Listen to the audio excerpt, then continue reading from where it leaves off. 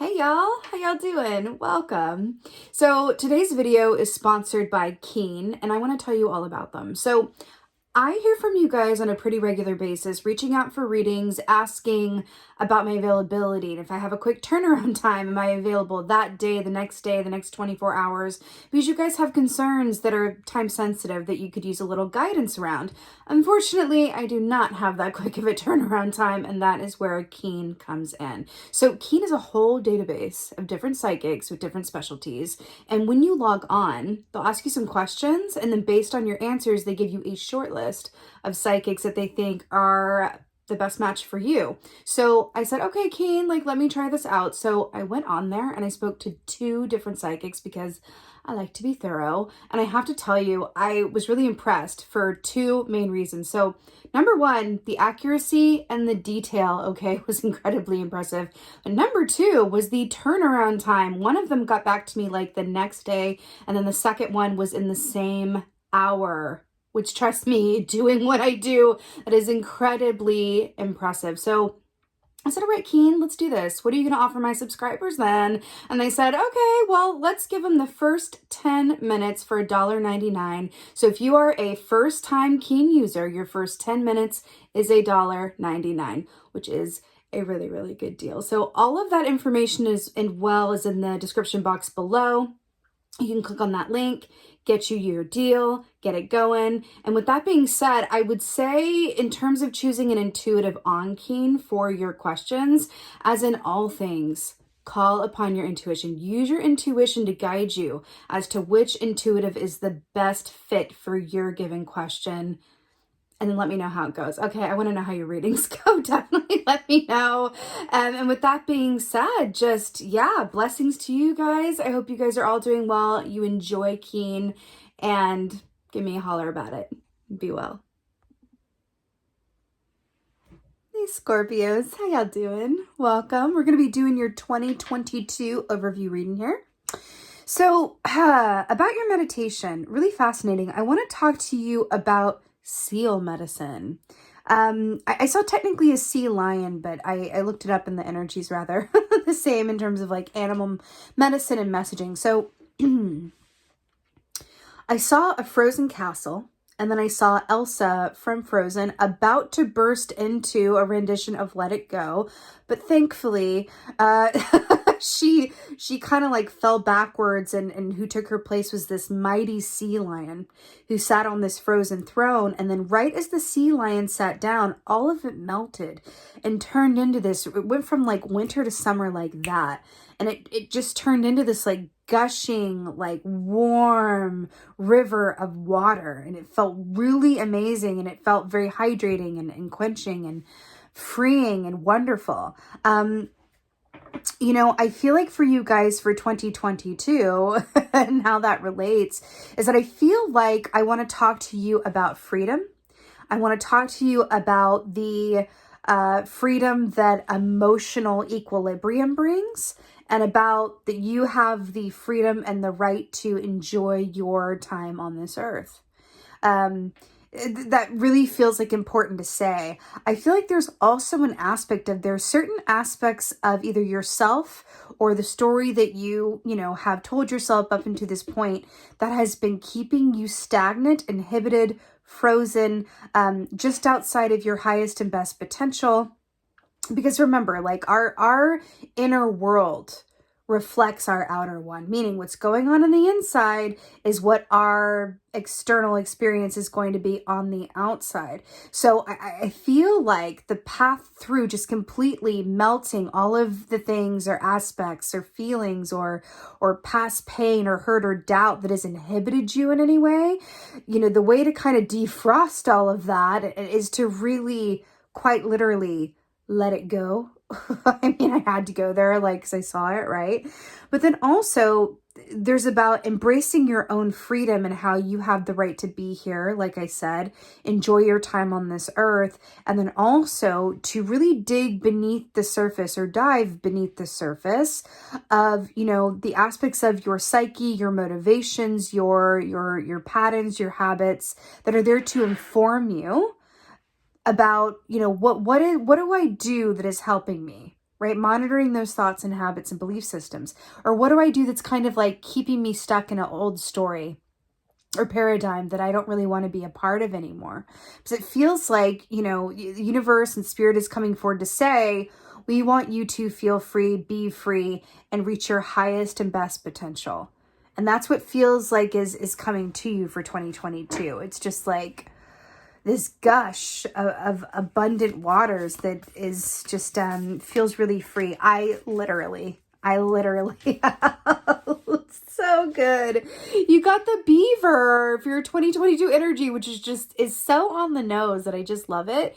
So the beaver equates to an 8 of Pentacles kind of energy, which is really funny because the beaver is about the actual work that you do. 8 of Pentacles is about hard work and talent, you know, meeting up with divine timing, right? It's that whole tagline of like, if you stay ready, you ain't got to get ready type deal. But another aspect of beaver medicine, it is about, you know, your actual work that you do, but it's also about doing, quote, the work, meaning the inner work. Right? Like that personal work and evolution. So it's really interesting that it's coming up for you in this way. And again, you know, water energy here for you guys, you know, your water signs that you are. Also, you know, beaver energy is very much about enjoying equal time for work and for play, right? The beaver can really enjoy itself best when it's had like a long, full day of work, right? But there's this aspect of like, do you see how like happy this beaver looks, like coming out of the forest, about to like dive? And then I saw that river for you guys, and then we have the beaver here. It really feels like you're being asked to really look at the work that you do in your relationship to it. Are you in the line of making your piece of the world better than how you left it? Why do you do what you do? What are your motivations behind it? You know, what led you to your work, but also your inner work, your interpersonal relationships, right? It really feels like the point of this year for you is personal freedom, personal development, and fulfillment. That's on the other side of you releasing whatever has kept you stagnant. Okay, I'm hearing abundance is on the other side of fear. Okay, let's see what's going on. What's going on for the Scorpios? Oh, yeah. So we got the Queen of Swords here, which is really brilliant energy because we're talking about, you know, we've got this frozen tundra here, like going on here. And we're really talking about, you know, making some edits and releasing anything that's kept you stagnant. And then we have the great editor queen that she is in this world because she is quite proficient at making some very needed, you know, edits and cuts and doing it just right and just so.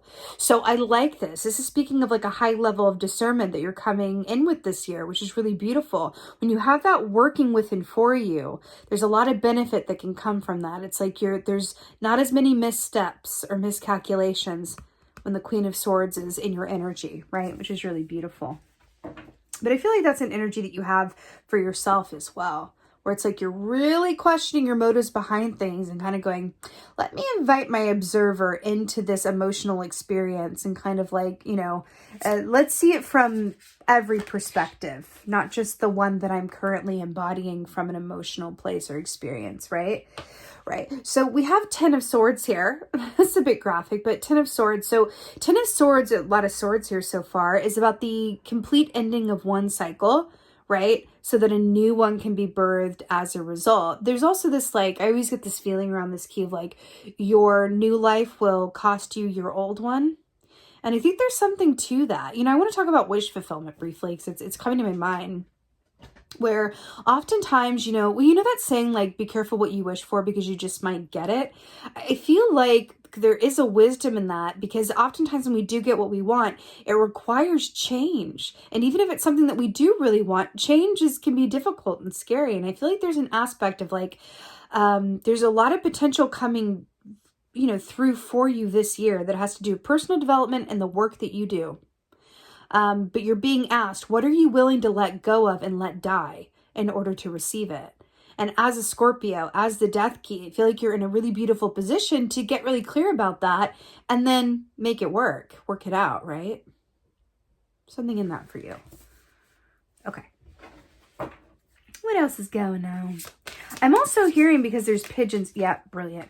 because there's pigeons here in this Ten of Swords, I'm also hearing to observe and consider how you communicate. And is the way in which you communicate your needs, your thoughts, your feelings, is that able to be received by the other party or, group in the way that you are intending? Is something getting lost in the translation where you can kind of tailor or edit or rework how you communicate?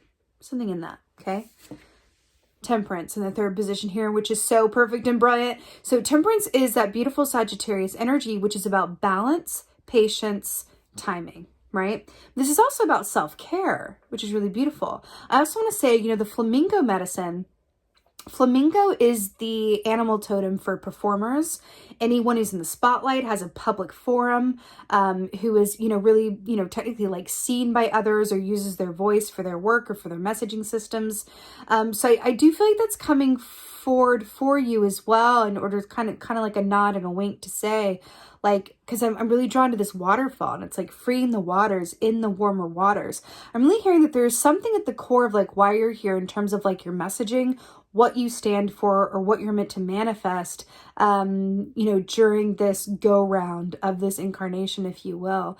And I feel like you're being asked to step more into it and really speak from a place of truth and authority. Like if you know about something, like speak from a place of authority truthfully, but also in a way that can be received by whom you're speaking to, or your group if you have a public platform. But it feels like there wants to be a draw and kind of a focus on, how you say things. Because I feel like you have a lot of great stuff to say, but it's just about kind of being, and I mean this in the best way possible, being political about it in terms of, knowing who your audience is, taking the temperature of the room, because you can have a lot to offer, a lot to say, an important message to get across. You want to help others, you want to serve with your, whatever it is, right? But if people can't receive what you're saying in the way that you mean it, then it's lost in translation, and it kind of stopped before it begins. I think that there's like a certain fear that I'm picking up on of like, what if I really let myself be seen, or what if I really let it all out, or what if I really just like, let go of the stories that I've held for so long, or there's something about like, who am I on the other side of everything I've ever known? You're being asked to embrace a new way of seeing things, a new way of living, a new way of communicating, honestly. So we have the Five of Wands here to clarify the Queen of Swords. So Five of Wands, remember the wands rule the actions that we do or don't take, right? This is about our actions. The five is, look at that, it's like really intense. The Five of Wands is about struggle, competition, a lot of effort, things not, this is the opposite of going with the flow, right? This is like a pretty intense time. So it's really interesting that we're getting the Queen of Swords, which is the great editor, and about when and how to cut things out or make necessary edits or go about doing something differently with the Five of Wands. I'm hearing that things can be a lot easier than they have been with just some simple edits, some simple looking at relationships and going, maybe there's an edit that could take place here, or looking at your work and going, let me make some edits. Something about this, you're being asked to do something differently or invite change in a way so that you can ascend where you currently are. And I mean ascend in terms of your income, ascend in terms of your, platform, ascend in terms of your personal development. But it's going to come on the other side of you being willing to let some certain things go and let certain aspects come to their conclusion, or, die, in other words. Right? Just like this Ten of Swords. It's a good clarifier. Oh! I swear, the amount that these cards are falling on the floor today, I just don't even know. Ah, perfect. All right. So to clarify the Ten of Swords here, we have the Eight of Swords. Fancy that. Eight of Swords is restricted vision. It's a mental prison to which only you have the key. What's really interesting about this and how it's depicted here, though, is like with this mole energy, is that it goes by its senses. It goes by its smell because it can't rely on its sight, right? The fact that this is like clarifying the Ten of Swords, and we're talking about letting things end and die so that they can transform and you can ascend where you currently are, in one, shape or form. And then you have the Eight of Swords here. I really feel like you are being asked to expand your vision, broaden your perspective. I keep getting, remember how I said delve beneath the surface, and then we have the mole who lives underneath the ground? You are being asked to delve beneath the surface. As a Scorpio, you are more than able to do that, but I'm hearing that it really has to do with like aspects of yourself, your situation that you can really let go of and let die so that it can be transformed and you can ascend. You can go further from where you currently are. Because I do feel like there is something in your situation that has been stagnant or not moved along in the timing or in the way which you would have liked. And I keep hearing, I'm not where I thought I'd be at this point, or I thought things would be a bit different, or I don't understand why this relationship is stagnant, or this project is stagnant, or whatever it is. But I'm hearing that movement ahead, acceleration ahead, that chariot energy is on the other side of you making these edits and getting curious. I feel like it's about getting curious, not judgmental. Like, this isn't working, and oh God, isn't that so me to just like sabotage myself? No, like get curious about it. Like a scientist, get curious about it from a place of non-judgment. Okay? Temperance. Temperance. Ah, beautiful. I love that this is in the third position. Brilliant. So, Page of Wands here to clarify temperance. So remember, wands rule the realm of the actions that we do or don't take. Also our creative projects, the aspects of ourselves that are creators, right? So here, with the Page of Wands, this speaks of a happy new project. Courage also represents writers as well, and writing projects. This also is about having the courage you need in order to start something new or embrace a new way of thinking, living, feeling, going about doing what you do. I do feel like I'm really feeling called to and this has come up as a theme in these readings, interestingly enough, but we are in the age of Aquarius, so it makes sense. I do feel like you're being called to step into the full light and truth of who you are, warts and all, free from any kind of self-perceived limitations or notions that have kept you stagnant or limited. This Page of Wands is very much about that. It's about bravery. It's about being willing to put yourself out there in a new and or more vulnerable way. But it's really also about excavating your own emotional territory and going from a place of curiosity. Why did I do that? Why do I think the worst? Or why am I satisfied to kind of stay on the current level that I am when I know I'm capable of more, right? Getting curious and being brave. Okay, let's get an oracle. Let's get an oracle for my Scorpios. Do you hear those seagulls, by the way, outside of my window right now? So many seagulls. All right.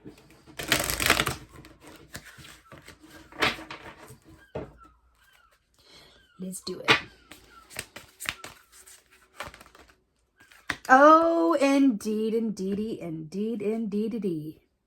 Wow. So this says the keeper of the scales, fairness, and balance. So what's really fascinating is I'm getting the beaver right in alignment with this, with the fairness and balance, keeper of the scales. So what's really brilliant about this, and this is number 11, right? 8 plus 3 is 11, master number, right? What I'm getting with this keeper of the scales and the fairness and balance, I feel like this is exactly what we were talking about in terms of like, this is about your work this year. This is about the work that you actually do and put out into the world. And it's also about the interpersonal world, landscape, motivations, why you do what you do, who you are, room for development, improvement, how you communicate is what you're meaning to say, what the other person or party or group or collective is actually getting, right? There's something in this for you about balancing out your emotional equilibrium and getting very honest about what you're willing to, have transform and change so that you can ascend where you've currently been so far. I feel like there's so much potential in that, right? And again, coming from a place, diving beneath the surface with that seal medicine and coming from a place of curiosity and non-judgment is the key to you stepping into that spotlight or limelight or full potential of who you are, aided with courage, right? And starting a new chapter or ascending your current one in a fresh start. It's really beautiful, Scorpio. It really, really is. And I feel like you are only impeded by your own self-perceived limitations. That's what it is. All right, Scorpio. Yes, this is your 2022 overview reading here. I so hope this helps and resonates as the year goes on.